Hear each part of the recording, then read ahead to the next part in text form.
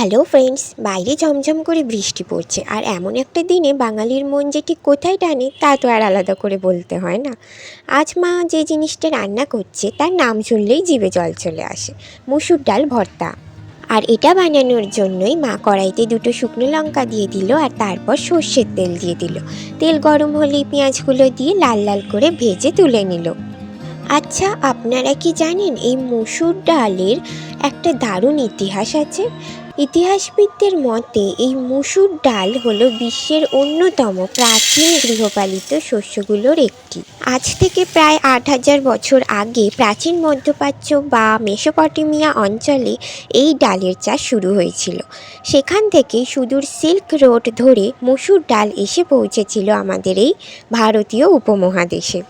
মুঘল আমলেও রাজকীয় খানাপিনার পাশাপাশি সাধারণ মানুষের পাতে এই ডাল অত্যন্ত জনপ্রিয় ছিল। আজকের এই যে ভর্তাটা মা বানাচ্ছে, শুকনো লঙ্কা পোড়া, সর্ষের তেল আর পেঁয়াজ রসুনের ঘ্রাণে এর ইতিহাস হয়তো ১০০০ বছরের পুরনো, কিন্তু এর স্বাদ আজও আমাদের কাছে ঠিক ততটাই তাজা এবং নস্টালজিক। মা মুসুর ডালটা ভালো করে ধুয়ে নিয়ে এতে কাঁচা পেঁয়াজ, কাঁচা লঙ্কা আর সর্ষের তেল দিয়ে মাখিয়ে নিল। মায়ের হাতের ছোঁয়া না থাকলে কি আর এই ভর্তার আসল স্বাদ আসে? যাই হোক, আবার রেসিপিতে ফিরে আসি। মা কড়াইতে নিয়ে নিয়েছিল কিছুটা সর্ষের তেল। সর্ষের তেলটা গরম হলে ওই পেঁয়াজ, লঙ্কা, তেল মাখানো মুসুর ডালটা দিয়ে দিল আর একটু ভেজে নিয়ে কিছুটা জল ঢেলে সেদ্ধর জন্য দিয়ে দিল। চাপা দিয়ে বেশ খানিকক্ষণ রেখে দিল। যতই রেসিপি মেনে বানাই না কেন আমি, মায়ের হাতের ওই একটুখানি বেশি ভালোবাসা আর অভিজ্ঞতার জন্যই যেন ডাল ভর্তার স্বাদটা অমৃতের মতো লাগে।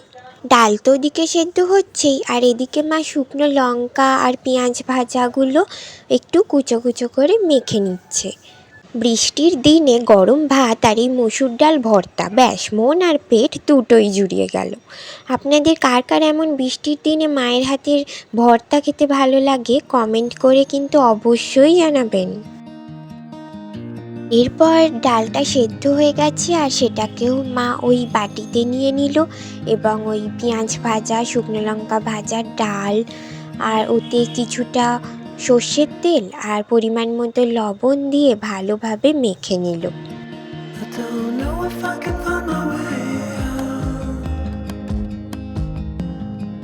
আর ভিডিওটা ভালো লাগলে লাইক ও শেয়ার করতে ভুলবেন না যেন। আজ তবে আসি, বৃষ্টিটা আরও জাঁকিয়ে বসেছে, আমিও একটু ট্রাই করে দেখি। টাটা।